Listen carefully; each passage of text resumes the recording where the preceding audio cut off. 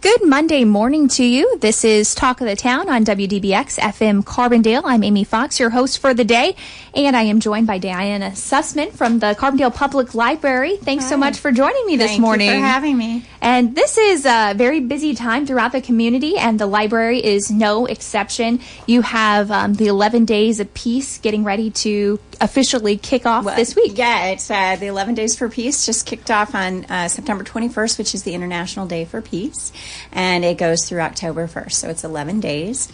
This is the 7th time we've done this. It's not just the library, it's an organization called Nonviolent Carbondale, which is a coalition of community members. Anyone can join, and so we have 41 programs taking place in the course of 11 days, all with the theme of peace, empathy, and humanity. So when the 11 days ends on October 2nd, the very next day, there will be an exhibit opening celebrating the 70th anniversary of the Universal Declaration of Human Rights. And that will be sponsored by the United Nations Association of Southern Illinois. And they will have their exhibit up in the University Museum at Feiner Hall beginning October 2nd. So it begins with the International Day for Peace, and then it moves toward human rights. And this is been going on for several years now. Yes, this is initiative number 7. And why was this something that the library wanted to get behind? Well, when it started with Hugh Muldoon, who was at the time the chair of the Human Relations Commission, and he started Nonviolent Carbondale. And then one of the things that Nonviolent Carbondale did was 11 Days for Peace. And I was invited to those meetings, and I took a look at this, and I thought, well, what do they need? They need sort of information wrangling. They had 21 programs, I believe, going on in the course of 11 days, but they didn't have it all together cohesively in a way where if you went to one and then the other, that you would know that you were involved in one individual initiative. So I wrangled the information, and that was my first contribution, and we did some programs at that time. And then right after that, I saw the opportunity to do an American Library Association grant called Building Common Ground, and it used a lot of the same concepts, a lot of the same materials, a book called 12 Steps to a Compassionate Life by Karen Armstrong that was a big part of Nonviolent Carbondale's initiatives. And so I wrote the grant, and we got it. We did 11 days for compassion, and that it brought together probably 40 or so programs throughout the community, and was really successful. And we did a mask making project. So we had an exhibit that was growing throughout the community as the 11 days moved forward. And then we won an award for our role in that, and we set aside that award, which is a national award from the American Library Association, and we set aside that money into a compassion fund. And so we take donations and sometimes put those in the compassion fund, and we do compassion-related and peace-related programming.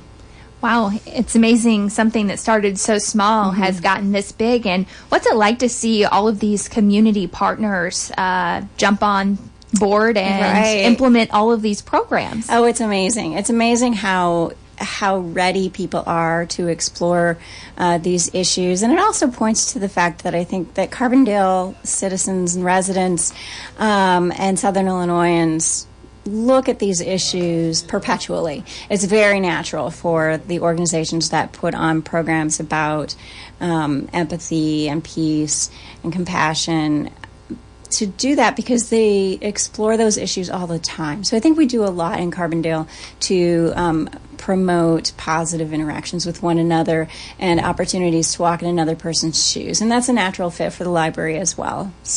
And I know we don't have time to mention every single activity that you have going on over the next several days, but if you want to hit on some of the high points of the activities that you have going on. Yeah, absolutely. So I see a really strong theme here with human rights and with looking at immigration and understanding what that's like for people who go through the process of immigration. So one opportunity that's happening throughout the 11 days and several different events on the calendar, which is you can see online at the library's Carbondale's website. You can click on it, or you can go straight to nonviolentcarbondale.org. So one of those opportunities is to have your photograph taken and tell your immigration story. So they're looking for first-generation immigrants to come and talk about how they immigrated to the United States, but they're also looking for long-time residents of the United States to tell sort of their family genealogy of where your ancestors came, when did they get to the United States, where did they come from? Because the vast majority of people in the United States are immigrants or came from immigrants. So we're looking at that. Those photographs, which can be taken at several different opportunities, will be on display at the library, and that too will be a growing exhibit where it gets bigger and bigger as the 11 days move forward. So you can see your community members and hear their stories about where they came from or where their families came from. And then we will have a opening reception or not an opening reception, but a reception for that on October 1st. And there will also be children's art that District 95 students will be working on that they've explored in their exploration of peace, humanity, and empathy. So we'll do that. There's a film called Undocumented by director Jose Antonio Vargas that will take place at 6 p.m. On Thursday, September 27th. That will be at the auditorium in Fainer Hall, B Wing. And that is sponsored by the Define American at SIU group. There's a program at the mosque called Clearing Up Myths and Misconceptions About Islam that will take place Friday, September 28th at 6:30 p.m. And let's see. There's an entire Houses of Faith tour that you can take. Different Houses of Faith will be have open houses throughout the course of the 11 days. So we try to really get people from all of the different sectors, businesses, schools, the university, the churches, all connected together. We are doing on Sunday, September 30th at the library, a program called East St. Louis, Illinois, where history and courage and community meet. And that is with filmmaker Sandra Pfeiffer. She makes documentary films. This is about the 1917 East St. Louis race riot, in which basically was an ethnic cleansing. A lot of people were murdered. There are clips from this film that she put together called Against All the Odds. But it's not just about that 1917 event. It also is about how you recover from such an event. So how do you lose the peace to that extent? How do you prevent losing the peace to that extent? And then how do you recover from that? And there will also be some readings from firsthand accounts. And what are you really hoping the reaction is from the community, whether they'd come to all of the events or just one event? I'm hoping to get participation. I'm hoping that everybody who hears about this will take a look at the calendar at nonviolentcarbondale.org, choose at least one or two or three things, and go. Even sometimes when you think that you have your mind wrapped around this stuff and you don't need to, you're part of the choir and you don't need to hear it, you'll still learn something and you'll still network and you'll make connections that you wouldn't otherwise have made. So I'm just looking for participation. And it's great, too, because there's various locations throughout the community, yes. Different days, different times. So hopefully, whether you're a working individual or stay-at-home mom or dad, there's some way that you can feel connected and to hopefully get some answers to maybe some big questions that you've always wrestled with. Yeah, absolutely. It's a good opportunity to communicate and to commune with your community. And as you said, it takes place all over Carbondale for 11 days. And kind of segueing into some of the other things that you have going on, like I said, really busy time for you folks at the library. You have the fall book sale coming up later this week. Yes, yeah, that's happening this weekend. So the Friends of the Carbondale Public Library are putting on their book sale. Friday, September 28th is your first opportunity to come from 4 to 6 p.m. And that's a sort of a selective opening for Friends members. Yeah, and can we talk a little bit about what what is the Friends of the Public Library? That's a group. That is a group. They're separate from the library. They're entirely volunteers, and they fundraise for library initiatives. So they open up our storage building, which has 7 rooms. Oh my goodness. Full of books. Yes, it's enormous. And so on Friday, you can come and become a member of the Friends and support the library in that way for $5, or if you're already a member, then you can get into that Friday sale. If you don't want to become a member, or that Friday isn't a good opportunity for you, you can come on Saturday, September 29th, this Saturday, from 8 a.m. to 3 p.m. And then on Sunday, September 30th, from 1 to 4 p.m. is the half price. Ooh, sale. and the prices are already very low. Yeah, they are. It's books. $1 for almost every book. I know I came a couple years ago and I got this brand new looking cookbook that was like $20 at the bookstore, but I got it for a couple dollars. Yeah. So lots of great things there. And I'm assuming if the earlier you show up, the better selection you have. Yeah, that's probably true, but don't hesitate to come on Saturday or Sunday, because with 7 rooms full of books, at the end of a book sale, you can barely see a dent. Oh so there will be tons of books at whatever opportunity you have. And you have a variety of books available, too. You have kids' books. We do. Yeah, we have a really nice children's room with children's books.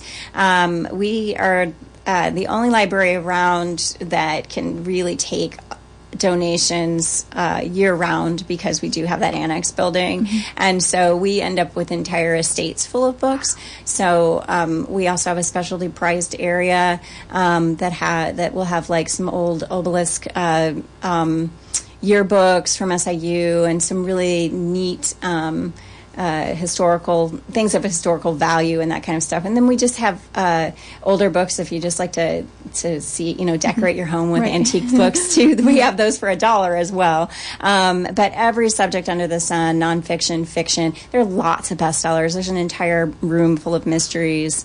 It's a fantastic sale. And do people need to bring cash for the book sale, or can they write checks? Cash or check is preferable. If you forget to bring that stuff, then the Friends will send you into the library so you can pay with a credit card. Okay. So, it's always best to come prepared. Yeah, but yes, cash is preferable. And you say that the money then from the sale, you have these a couple of times a year, go back to support the library. They do. So the Friends hang on to the money that they earn. They do 2 or 3 book sales per year, and then they spend it in a way that we, depending on what we ask for. So some of the things that the Friends have done for us, they built our circulation desk years ago, which was a big expense. Every time we've done like a major renovation grant or something like that, they'll give us a good a portion of that money. They just gave us $1,000 for 11 Days for Peace. So they support initiatives that kind of go above and beyond or would be a little bit expensive for us. They supplement the Project Next Generation grant, which is a program for kids in 5th through 8th grade. It's STEAM, it's science, technology, engineering, art, and math. They buy like robotic toys and stuff like that for that program. So they do some really neat things for us. And in addition to the book sale, other events and activities that you guys have planned? Yeah, we have a lot of stuff coming up. We are our children's programs are beginning in October, so we'll go back to doing our family-style story times beginning October 9th, and those are Tuesdays at 10 a.m. We're also adding Hola Amigos, Spanish immersion story time for kids. Cool. That's really neat. Yeah, so that'll be pre-K through 5th grade, and that will take place on Saturdays at 10:30 a.m. There are 4 specific Saturdays that are set aside for that, 2 in October, 2 in November, October 13th and 20th, November 3rd and 17th. So take a look at our calendar at carbondalepubliclibrary.org. You can see all of our events listed there. We do a lot with creative writing as well. We have teen writing workshops that are for kids in grades 9 through 12, for teens in 9 through 12.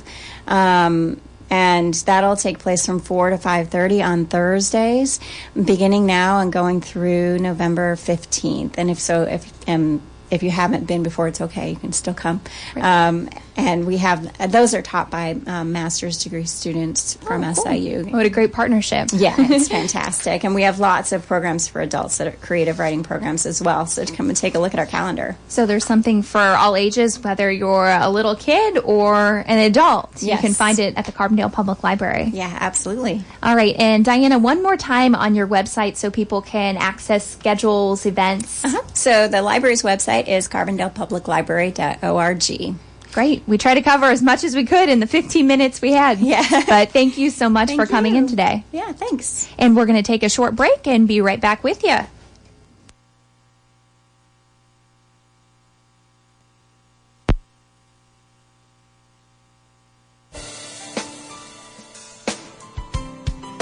Good morning. This is Alicia with the City of Carbondale here to bring you this week's calendar of events. The Comic-Con is back.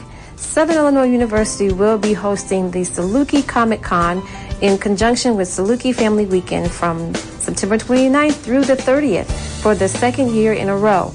Backed by popular demand, this convention will feature over 80 vendors, special celebrity guests, film screenings, e-gaming tournaments, tabletop gaming tournaments and demos, educational panels, presentations, and a costume competition with cash prizes. You don't want to miss out on this event. For more information, go to SIU Student Center event website. And on Friday, the Carbondale Community 4th Friday Fair will take place beginning at 6 p.m. to 9 p.m. on September 28, 2018. There will be food, music, crafts, and community. This will take place at Town Square Pavilion. The theme is Fall Harvest. Bouncy houses and fall activities. For more information, contact Carbondale Main Street. The American Red Cross is in need of blood and platelet donations in wake of Hurricane Florence. Red Cross will be at SIU Credit Union on Giant City Road on September 27th from 11 a.m. to 3 p.m. and they will be at SIH System Office at University Mall on September 28th from 10 a.m. to 3 p.m. Please help the American Red Cross. For more information on these events and others, please visit our website at WDBX.org or CarbondaleTourism.org, or you can reach us by phone at 618-457-3228. Thank you and have a great week.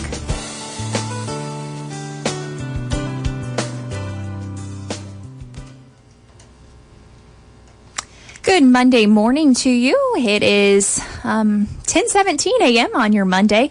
This is Talk of the Town on WDBX FM Carbondale, and we are talking all things Saluki Comic-Con with Nathan Bonner and Jeffrey Punske. Thanks so much for joining both of us, or joining me this morning. So Saluki Comic-Con got its start last year during the solar eclipse. That's correct. It was the Eclipse Comic-Con back then, but since SIU can't afford to have an eclipse every year, we changed the name to Saluki Comic-Con. And it was so popular last year, you decided to offer it again this year. Yes, it was it was rated as a success. Everyone seemed to have a really good time, and everyone was asking when we were going to do it again, so we're doing it again this year. So it's going on Saturday and Sunday at Southern Illinois University. And what do you guys have in store this year? Oh, we have a lot in store this year. I think this is even bigger than what we were doing last year. We have a number of celebrity guests coming in. We have Samantha Newark, who is the original voice of Jem from Jem and the Holograms. Mm-hmm. We have Trevor Von Eden, who is a DC Comics artist who co-created the character Black Lightning. We have an SIU alum, Brian Colin, who invented the video game Rampage, and he's going to be talking about that experience and talking about how his experience at SIU helped him start that whole career. We have a ton of panels and workshops from students, faculty, staff, community members. We have film screenings, costume contests, artists, vendors, kids panels, everything. Just you name it, we probably have it. And what are you really hoping the atmosphere is like for people of all ages when they step foot inside on Saturday? Well, it is a family-friendly environment. Mm-hmm. It is for all ages, and everyone should hopefully have a good time. And they're like Jeff said, there are tons of panels and workshops and games, a niche for everyone. I would like to mention we also have our costume contest, which is free to enter, is at 2 p.m. on Sunday. Okay, and so do they have to show up early if they're going to enter that contest? Yes, there will be a lineup at 1:30 at the Steak and Shake down on the first floor. I mean, if you've never read a comic book, watched a sci-fi movie, watched a superhero movie, done any, watched a fantasy, I mean, one, amazing. How have you existed in this culture? But you will still find something that you will enjoy in this con. We just have so much going on, so much diversity in terms of the types of events that we have going on, especially if you have kids. We have a lot of kids workshops this year, a lot of times for the kids just to work directly with artists and learn some skills. And it's probably really beneficial for kids who are interested in this industry to get that hands-on experience at a young age. Absolutely, yes. I think it gets them off to a good start. I mean, all kids draw, but when they get to a certain age, they usually stop, and that could be due to they're not thinking that they're good enough, or peers or downing their work. So this is a chance for them to meet some people who have drawn in adulthood and to get a few pointers and maybe keep them drawing.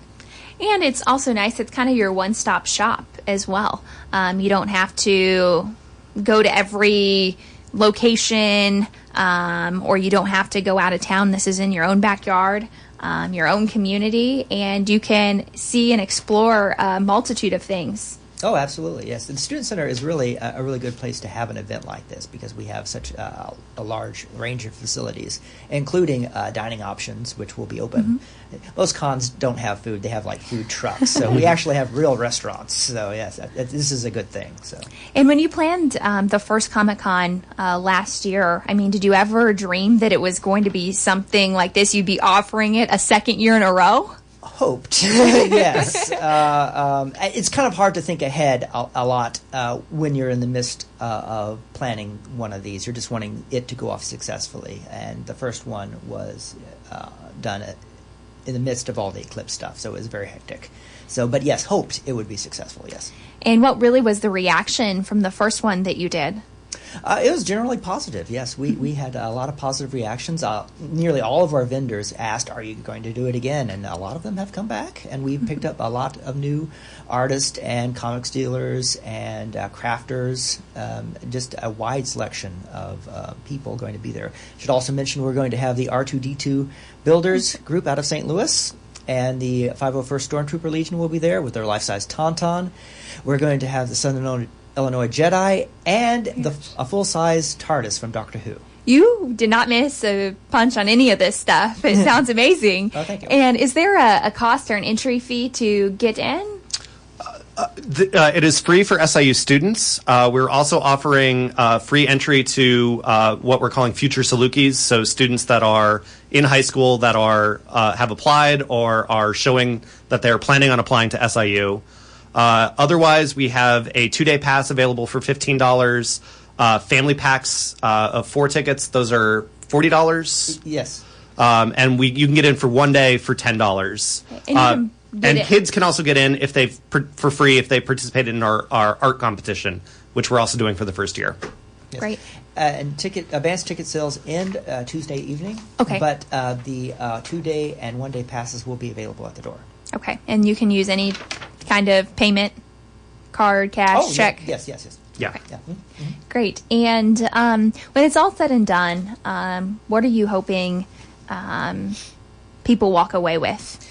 I hope that they that not only will they enjoy the con and all the incredibly talented people who will be showing up there, but they will also view SIU as a great place with amazing things going on at it, and they will want to come back and come to more events and more panels and more showings, and maybe if they're young, they might want to attend SIU too. Yeah.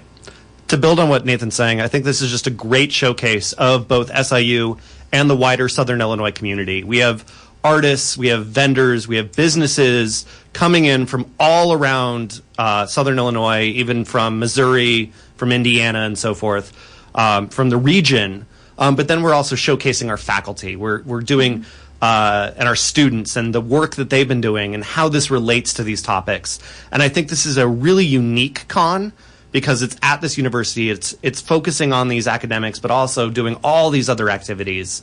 And I just think this is a really special event, and I really hope everyone takes the time to check it out. And it's really affordable.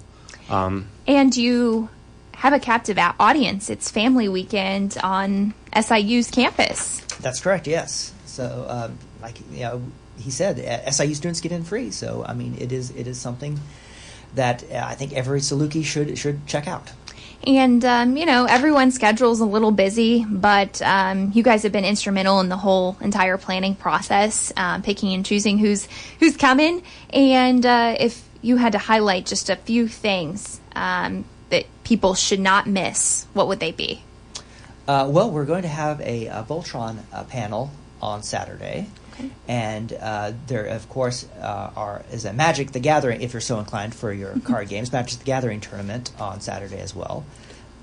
I would also like to feature there's a panel on the Black Superhero featuring Father Brown, Jeff McGoy, a student, Erica Thomas, and Trevor Von Eden, and run by an SIU alum, Jonathan Flowers. He'll be the moderator of this panel. And I think it's going to be a great discussion. They'll be talking about some of the more recent superheroes that have had media made, like Black Lightning, Black Panther, and Luke Cage, and just talking about the sort of history and importance of the Black superhero.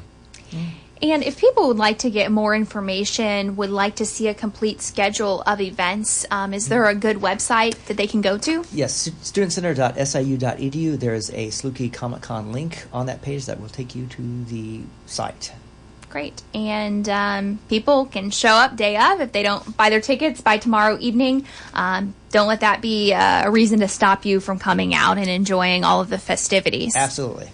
And Saluki Comic-Con going on Saturday and Sunday, September 29th through 30th, 10 a.m. to 5 p.m. at the SIU Student Center. Any important information in terms of parking for people? It's free parking. So, again, no excuse. Just the meters will be covered, and all of the lots that are normally reserved for students and faculty are completely open for all of our visitors to park in. And I guess one of my final questions, what's it like to hold an event like this on the campus of Southern Illinois University? You get a lot of support from the staff and the faculty and everyone who works at SIU. They really do toss in their full weight behind you, and it's very nice. And the wider community. I mean, we gathered a bunch of the local mayors this morning, and I was going to ask about that. The interim provost and vice chancellor and the football coach for some photo shoots. I mean, there is total buy-in from so much of the campus community and the wider Southern Illinois community, and it's really great to see. And once again, good website for people to go to learn more about Saluki Comic-Con. Yes, it's the studentcenter.siu.edu. Great. Anything I forgot to ask you, maybe you would like to mention? Can we expect to see both of you in costumes? Well, it's a long day for me to be dressed as Director Krennic from Rogue One, but it's possible. Okay. If you go to any of our social media, you will see a ton of photos of me dressed as Captain America. I will probably bust out a 11th Doctor costume because that's pretty easy to wear long term. I also have a incredibly tacky Captain America print suit that I've been wearing at various events as well, and I may wear that as well. Great. We covered lots of good information. Nathan Bonner and Jeffrey Punske, both from Southern Illinois University, gearing up for Saluki Comic-Con. Best of luck to both of you. All right, thank you. Thank you so much. And thank you for listening this morning. We hope you have a wonderful Monday, and we'll talk to you next week.